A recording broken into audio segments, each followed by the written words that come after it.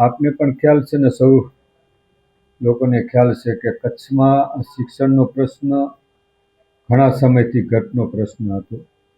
ત્યાર પછી આપણા સાંસદ શ્રી વિનોદભાઈ ચાવડા, સૌ ધારાસભ્યશ્રીઓ, સંગઠનના પ્રમુખશ્રીઓ અને હું પણ સાથે રહીને જે તે સમયે ગાંધીનગર મધ્યે શિક્ષણ મંત્રીની મુલાકાત કરી હતી અને માનનીય મુખ્યમંત્રી ભૂપેન્દ્રભાઈ પટેલની પણ મુલાકાત લઈ અને રજૂઆત કરવામાં આવી.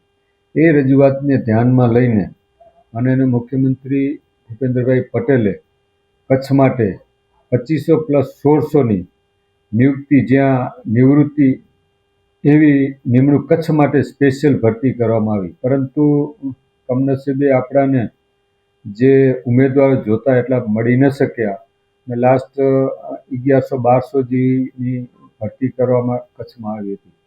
પરંતુ હમણાં થોડા સમય પહેલાં એ ભરતી નવી થયેલમાંથી પણ 37 શિક્ષકોએ પોતાની સ્વેચ્છાએ રાજીનામું આપી અને પોતાના વતનમાં ચાલ્યા ગયા.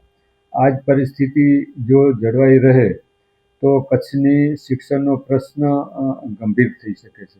જેના કારણે આ 2 દિવસ પહેલાં પણ હું ખુદ ગાંધીનગર મધ્યે આપણા મંત્રી શ્રી ત્રિકમભાઈ છાંગા સાહેબ, પ્રભારી મંત્રી શ્રી કાંતિભાઈ અમૃતિયા, શિક્ષણ મંત્રી શ્રી નિધિબાબા જાડેજા અને આપણા મુખ્યમંત્રી શ્રી ભૂપેન્દ્રભાઈ પટેલ સાહેબનો રૂબરૂ મુલાકાત લઈ અને એમની પાસે રજૂઆત પણ કરવામાં આવી છે. અને બધાએ પણ મને ખાતરી આપી છે કે ટૂંક જ સમયની અંદર આપણે જે આ કચ્છનો શિક્ષણનો જે પ્રશ્ન છે એનો આપણે હલ કરવા જઈ રહ્યા છીએ. હમણાં ટૂંક જ સમયની અંદર આપણે 1 થી 5માં 370ની ફાળવણી કરવામાં આવી છે અને 6 થી 8માં 500 શિક્ષકોની ફાળવણી કરવામાં આવી છે.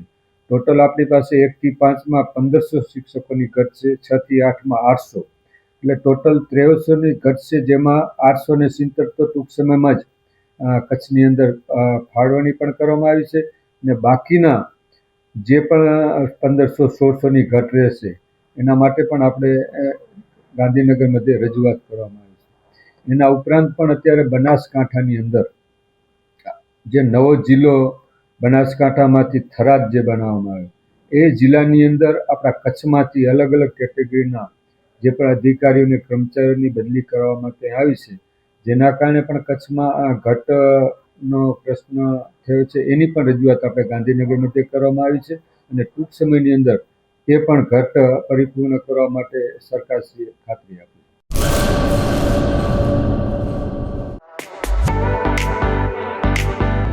Dharmasut Suzuki,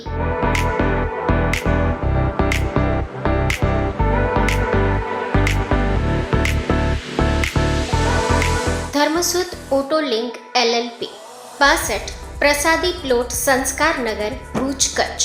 mobile number 9825553691.